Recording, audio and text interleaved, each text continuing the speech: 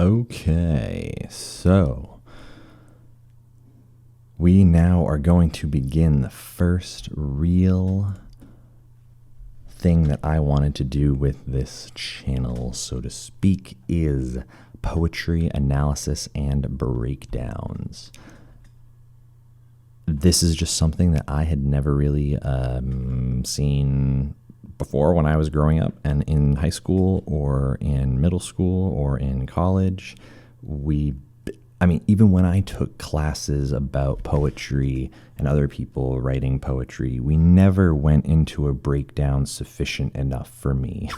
And we never really got into the very literal, integral, philosophical nitty-gritty of a line-by-line analysis, and that was just something that I had wanted and thought have been interesting to see what people were thinking about. And unfortunately, I think a big reason we don't do a ton of that is because not a ton of people actually think about it that hard. I think a ton of people are just satisfied with poetry being some admission of guilt, pain, acceptance, intrigue, romance, etc. That simply this translation of a line from your mind onto the paper, that birthing was enough. And in many cases, it totally is. That's totally fine. People can do whatever the heck you want to do with poetry in particular. But to me, it just seemed like we were just leaving so much on the table, that there was just so much that we could and should be doing with poetry, in a sense, that we just weren't doing. The number one thing that separates poetry from every other artistic medium, in my opinion, is it's not moving. It's not going to go anywhere. It is exactly where it is, and it doesn't run away from you should you do nothing. It gives you as much time as you want to work with it as possible, unlike songs, films, plays, things that just are intended to be consumed in a single running, unstopped delivery. You necessarily miss things there. It's not because you didn't get it, but just literally you just didn't have time to interpret everything. And in some cases, it's a benefit to them because then that forces you to kind of reread it or re-watch something or re-listen to something over and over and over again to get all of it. And that's obviously a good thing monetarily, etc. But poetry doesn't go anywhere. And so you can just sit with it and look at it, and every single word can really mean something because, and in my opinion, it should mean something because we don't get the upsides of this traveling, moving art form. It's not music that changes on its own without our working. Music is easier to listen to than to break down poetry. That's just true. But for those that like to, or want to appreciate the deeper levels of things, I think that this can be really interesting and really funky and fun, both for me and for you guys to see both into the way that I am thinking about things and the way that you might be able to start thinking about things, or to just find more stuff in this particular poem. So we are going to always be doing my stuff because the only stuff that I feel truly optimal in delivering to somebody would be my own stuff. I know it. I was there when I wrote it. I know what's in it for the most part. And I know what I put into it to begin with. And this is a critical lesson that I want to begin, one of hopefully many. But this idea that if you put complexity into your ingredients, you are then capable of getting complexity to just come from it naturally. That comes on the table. That becomes part of something that is harvestable from that piece of work. So basically, another way to put it is just hard work gives you rewards. If you put more variables into something, gives you more opportunities for more funky stuff. Genetically, you can think of it like the more chromosomes that you have to start mixing around and crossing things over and changing things up, the more funky different organisms that you can get. It's simply, the more different colors of marbles in your bag, the greater number of combinations that we can pull out. And so this becomes the point, in my opinion, of poetry being complex or interesting, is that it should take advantage of this immobile real estate that is the page, and doesn't have to have filler and fluff in a sense like a novel does, because you have to follow a traditional guideline of what a book looks like and how a book reads and how sentences work and when they stop and when they start on the page. In a sense, it's the same type of restriction as a movie or music. It has to go in a particular way. And the lack of that restriction for poetry is one of its many upsides. And it's just simply operating in a different arena. It's just a different system to work with. You might find it more interesting. You might find it less interesting. Restriction breeds creativity, but so does just having a literal sandbox full of everything. So I'm going to read the poem through on its own.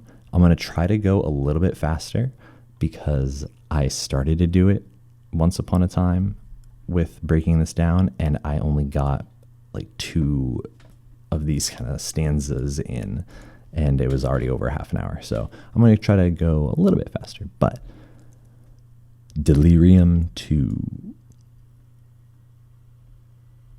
I rolled down the path a mossy stone, so slow and tumbling over it, swung from crest to hill.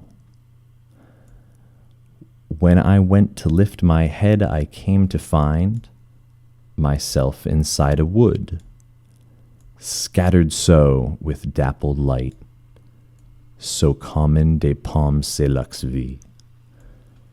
Now within here, in this bright flooded night, in the dip of the sun's parlement, sat a plum, dark and glum, hanging still all alone on a vine. Yet beneath and around in this verdant sound cloud, sung along the slow song of the day, ground covered beholden in gleaming red roses, through which it sucked in the divine. But on past this plum did go roll my soft stone, the grove which to see through to dense. And on so I gathered dirt and green matter, for my quest here was but just a bounce. Like a beam between mirrors, I touch stones that have long since denounced the soft touch and the warmth of the day.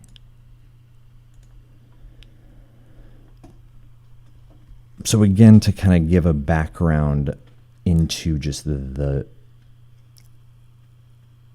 nonsensical overall structure, very kind of invisible nonsensical structure, but it is still there. That is kind of, again, indicative of this surrealist art style shtick. Is the surrealists of the 20th century, the Salvador Dali and Picasso and Magritte, etc. This surrealist movement was the divorcing of a rule set and the commitment to an indulgence in the self-conscious, all of these artists in particular heavily influenced by Freud coming in and upsetting the entire kind of psychological framework of how he thought about art and dreams and the self-conscious and the subconscious and the unconscious. And so many of their types of production, their forms of production for art was this automatic poetry, automatic drawing, automatic painting, etc. That's just this giving in to irrationality, but kind of this channeling of an irrationality. It's this acceptance and participation in the kind of unmitigated flow of ideas. And that channeling, then if you actually kind of converted it into something useful or tangible, that was then the art. That was a function of this self-conscious, subconscious production. But so many poems sometimes, I mean, they're not going to be truly crafted line by line. They are kind of summoned line by line in this automatic style. And in this case, it was what I kind of refer to like a pseudo-automatic, much more pseudo than automatic, but it's that kind of half yielding. It's this letting things happen and letting things flow and just capturing it as it comes. So delirium is actually a reference to a different poem, but I started with the second one, but just to indicate that there are multiple poems with the same name. Already here we get, just in the title alone, I mean, delirium, it's a kind of an interesting, funky word. It has kind of a very particular feel to what the word delirium means. And again, knowing vocabulary is certainly important with poetry. But the good thing is that even if you don't know what delirium means, the sound of it is still there, assuming you can pronounce it correctly. But that's important, that just to even to use words that sound good and sound interesting is both a hedge against people not knowing what the words mean, but also it just has a separate visceral feeling to it that creates a different environment. And so not only do you have to keep in mind, obviously, what words mean, but what they sound like, what they look like, what does their sound look like, and how does it feel is very important. And so delirium, funky word, but more importantly, it gives us this, it sets up that there's a canon. It's already a referential thing. We can compare this to delirium 1, that it is supposedly somewhere, and it is. And so this added connection is just pure upside. If we had named this anything else, we don't get that automatic connection to this other poem. That's one fewer reference, that's one fewer strand on the web. And we want to have complicated, interesting webs. The more connections, the better for the most part. And so this self-referential nature is good, important, useful, functional. Keep it in mind, not enough people do things like this. Little universes, pocket universes, is something that I find really cool and interesting and functional when it comes to poetry. And just, people don't think that you can create universes in poetry, and you absolutely can. But so I rolled down the path a mossy stone. Intro line, intro thing. This mossy stone is being rolled. It's coming from off screen and it's wandering over, but it's a paradoxical kind of sentiment because the rolling stone gathers no moss. As it's moving, it is never stable enough to actually generate moss on it. And so, but this mossy stone is rolling, just literally in the way that what's on the page. And so right off the bat, we have this asymmetrical, interesting concept. I mean, literally all that you have to do to be thought-provoking, essentially, is to next level things.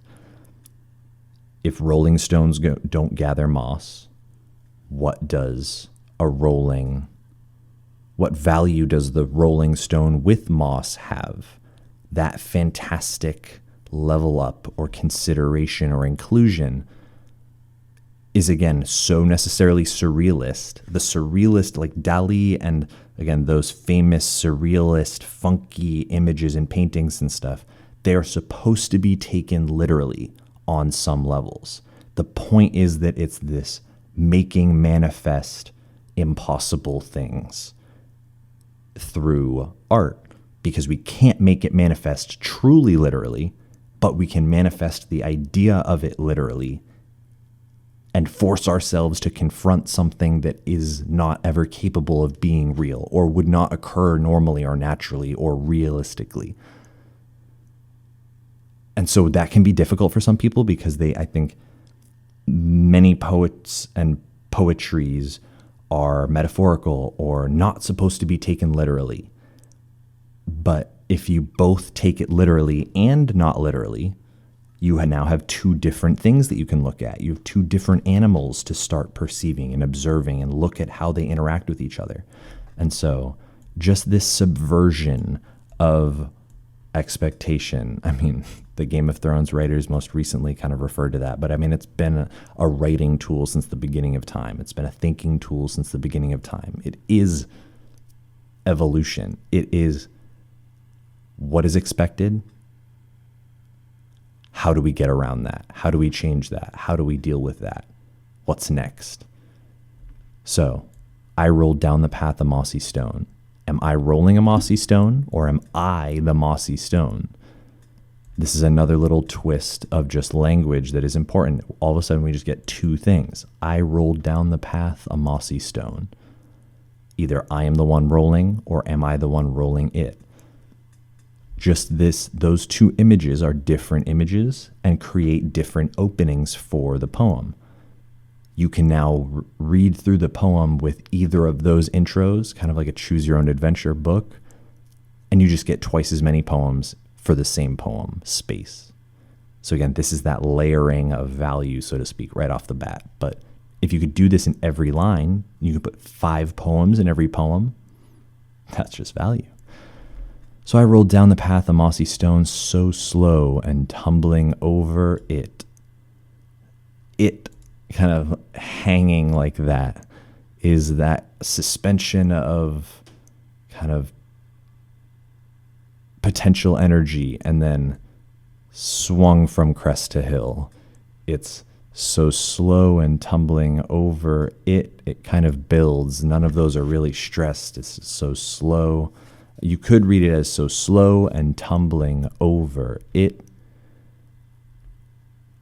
but it's just this very metered kind of so slow and tumbling over it. And yeah, that hanging on the it and the swing from crest to hill, the line literally swinging. When you think of a swing going from up top, swinging down, and then back up again. This mossy stone is kind of rolling through the countryside.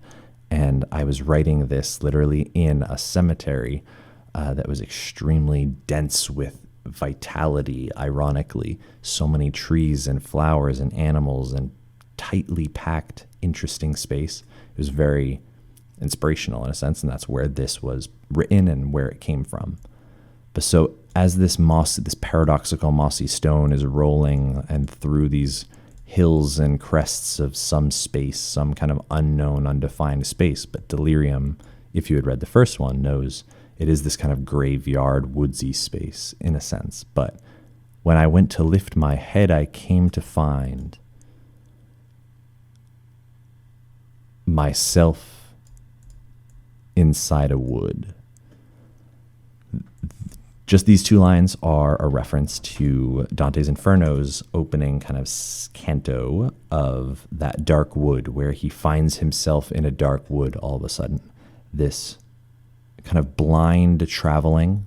The mossy stone is certainly not a conscious thing, you would think, unless it is me that is that mossy stone. But now I have transformed into this mossy stone. I have kind of been traveling blindly. But when I went to lift my head from all this traveling, I came to find myself inside a wood.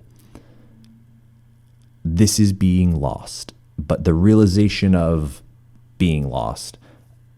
Yet if I was lost in a wood, I might really like that. We aren't necessarily sure that this is a good wood or a bad wood yet. The Jack and Jill or the Hansel and Gretel getting stuck in the wood, those are kind of evil things come from that, and that recognition of being lost is certainly a terrifying, instantaneous kind of anxiety. And so as we decide to suddenly kind of take gear of our surroundings, we realize that we are somewhere we did not mean to be. And so it just creates, a sense of tension automatically. But again, is it a tension that is good or bad? We haven't really solved it yet necessarily. But now, scattered so with dappled light, we've answered whether or not it's a good wood or a bad wood. Dappled light is, again, this sentiment, this idea of patches of shadow and light as the sun filters through trees on kind of this summery, springy day. It's a very idyllic, fantastic image, the dappled light. But it's a used and abused phrase, so to speak. It's kind of the only best way to describe it. And it is this romantic, flowery way. But it's very functional and very good, but it is kind of tired sometimes in some cases. But it was the only thing that I could think of it as, and think of what the ground, what it really made me feel like. What it really felt like literally when I was there in that cemetery was seeing this dappled light on the ground as kind of inspiration for the inclusion of this line. And so, again, with this automatic poetry writing or this automatic, pseudo-automatic stuff, the absorption of your surroundings is obviously a source of inspiration, but people kind of might take it a little too literally. I would suggest people to kind of do it very passively and to just let your mind choose without choosing the influences and the inspirations, but you must participate in that consumption of your space around you, and that will lead to inspiration. But scattered so with dappled light, this wood, it's got this patchwork light and shadow. So common des pommes c'est lux vie. Probably one of my favorite lines that I've ever written. When I wrote it, it was just one shot and it just boom, it came out and it was just perfect as soon as it was out. There's so many things going on, but it just really, at the end of the day, I just love how it sounds. So common des pommes c'est lux vie. It's French, it's English, it's neither, it's both somehow. And again, I'm not sure if this is a testament to just the words and how they sound, or to the French language sounding this way always, or creating this impact. But France was also kind of the origin of surrealism in many minds. And so this French language is something that I've never studied French, but I find it creeping in and seeping in somehow and for some reason. And it's very interesting, but I love what keeps coming of it. But so common des pommes c'est lux vie. There's a lot going on here, very bizarre sentence, but again, this twists and turns are the ideals kind of that we're going for. You don't want to have it be predictable. That's not fun or interesting. And if you do make something predictable, you must be aware of the fact that it is predictable and play on it, play with it, subvert then that. But so common is a kind of a weird beginning, and so common des pommes c'est lux vie. Technically, it doesn't really make any actual sense. But when we actually then break it down, we realize that there is sense within it. So this nonsensical giving way to the sensical is an important feature and function, certainly.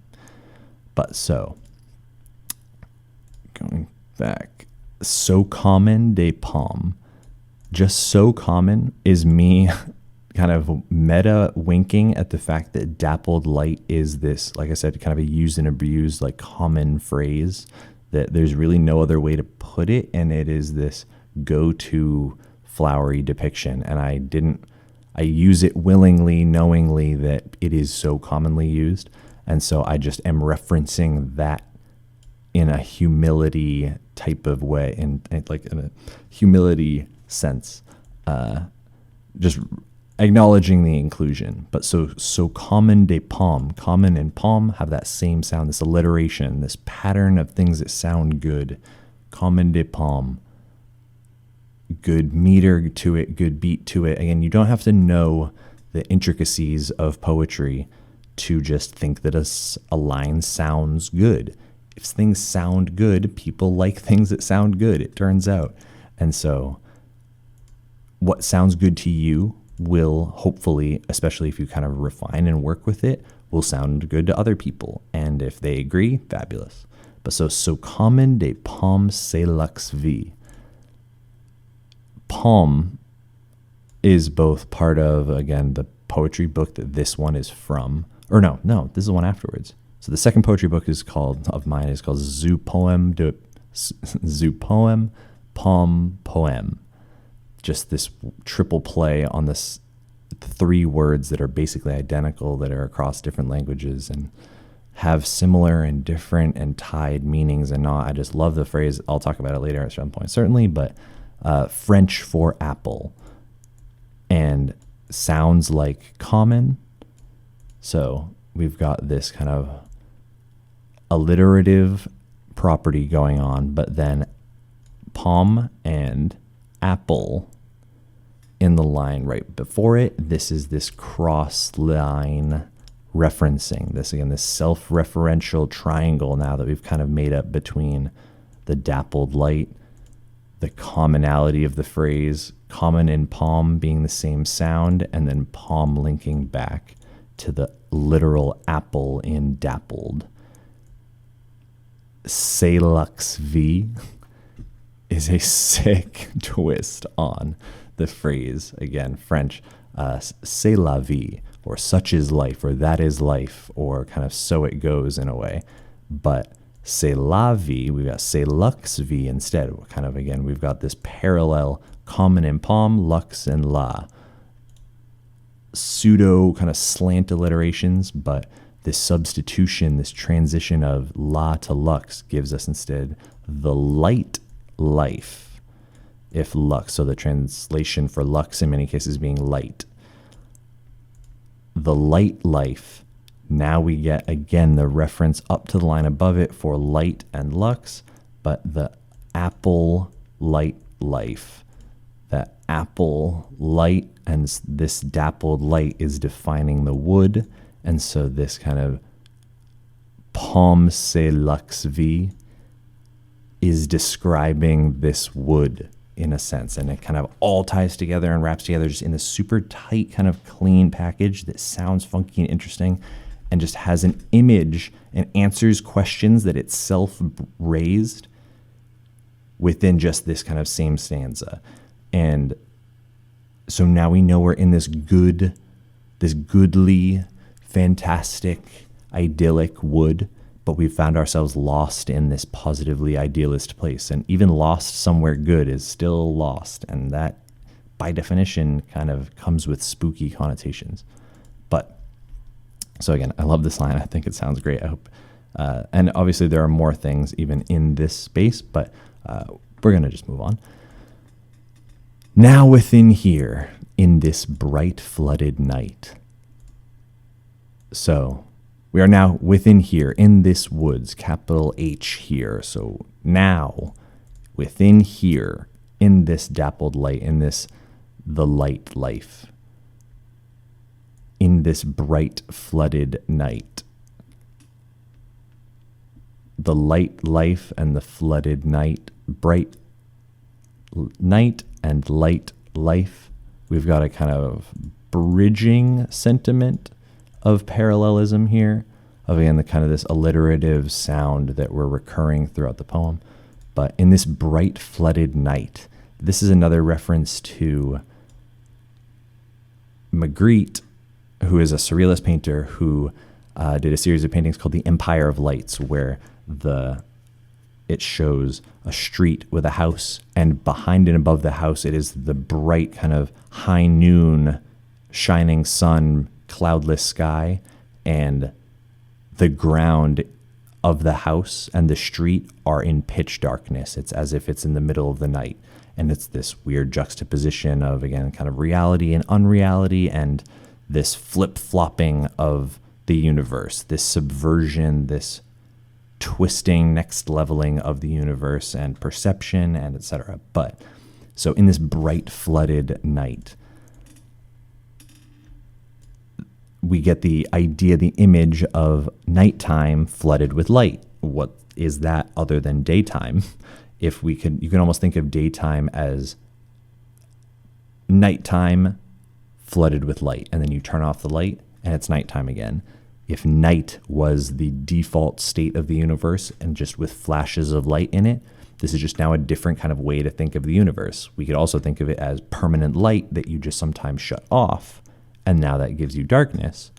But now we see how those are two different ideas that have two different images to them. Two different images gives us different ways to look at things, and that's just all that we're kind of getting for.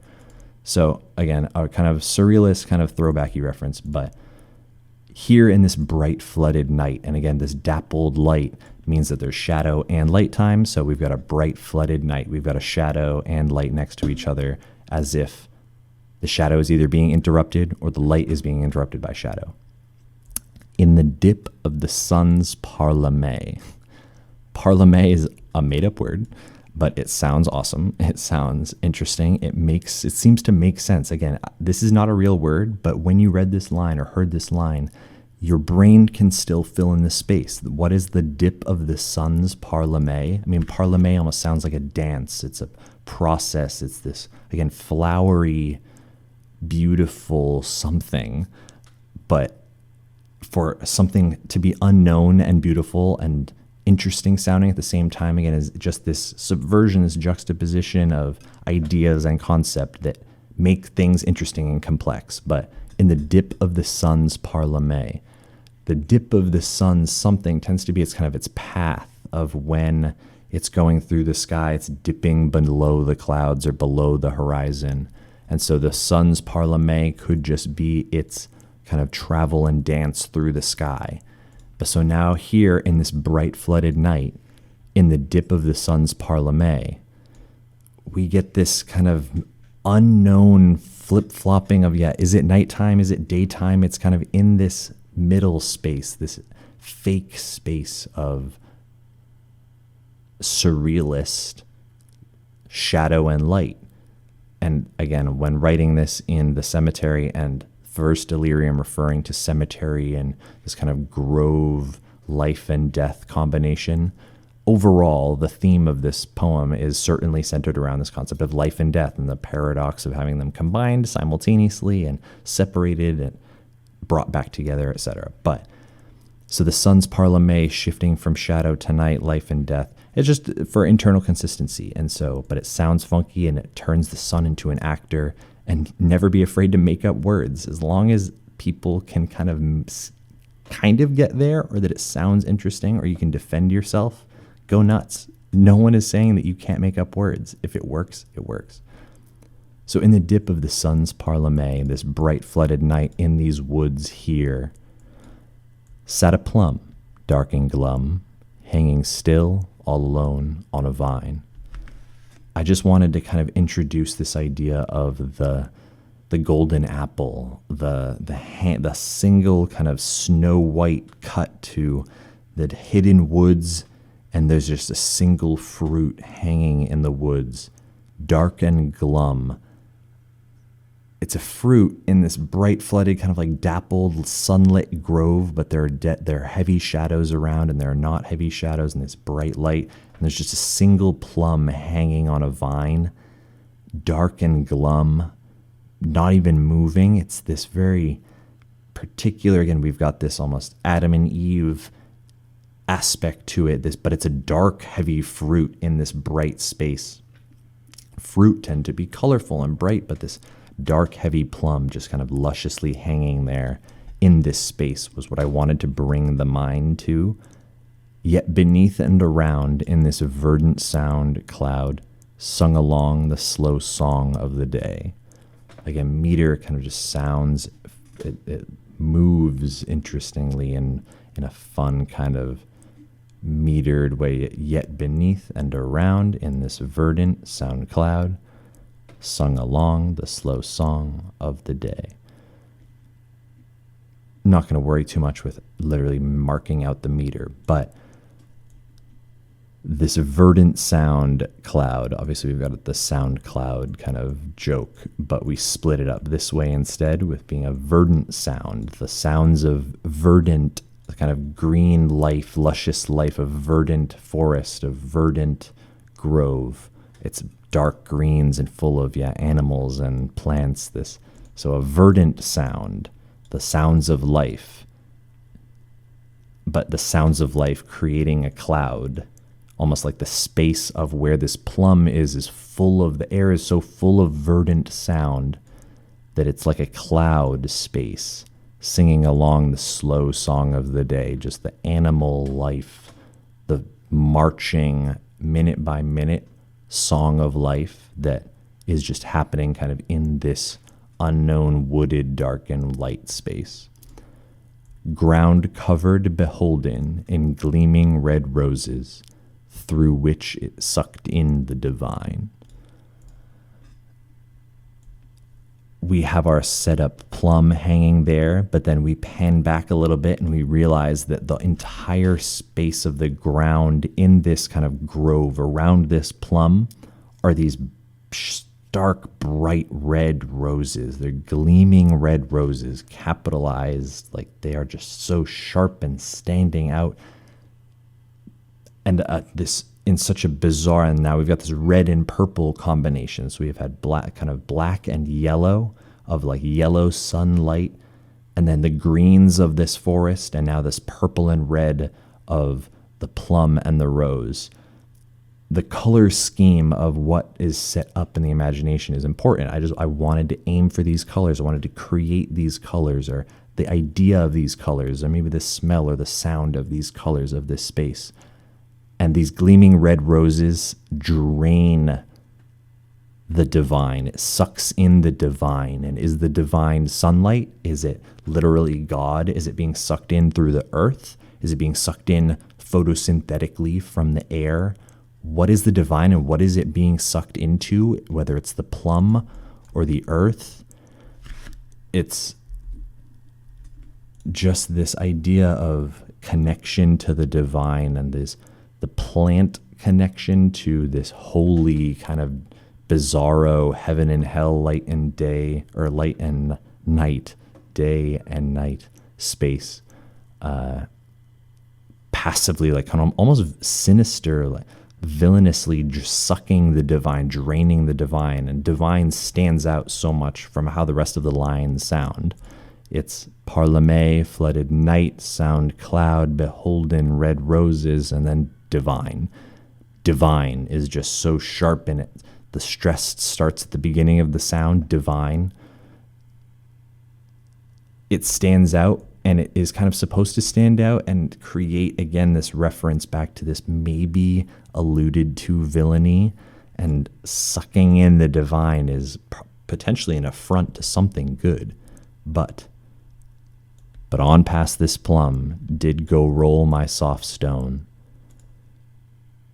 This is all this kind of dramatic space was set up, but the stone, whether it's me or the stone that I rolled, we cut to that and it goes right by this magical divine sucking plum.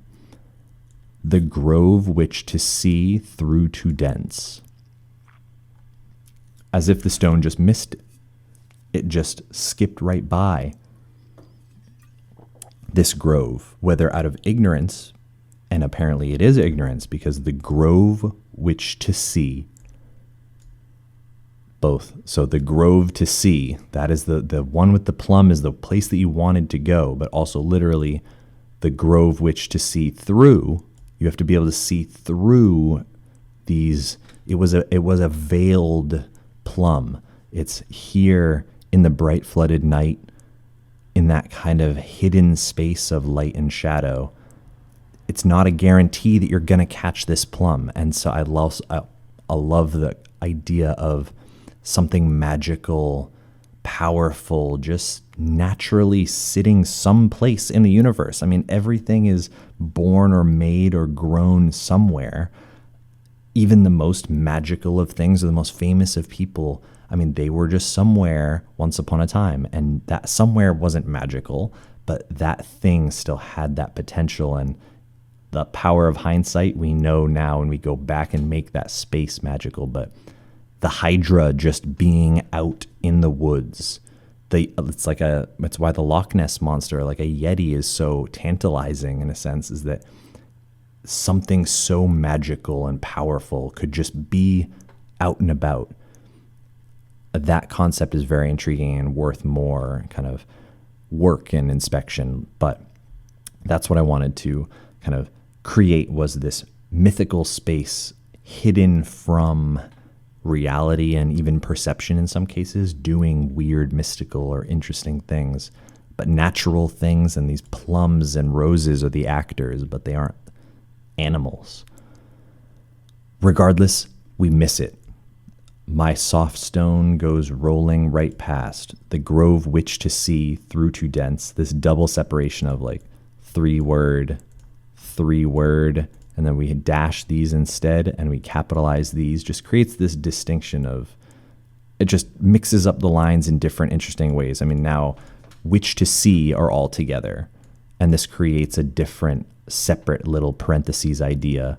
Through too dense is a different idea, and I like making words with these kind of combos of hyphens and etc., where the through too dense sounds different than through too dense. If you combine them, it's just a different word, basically.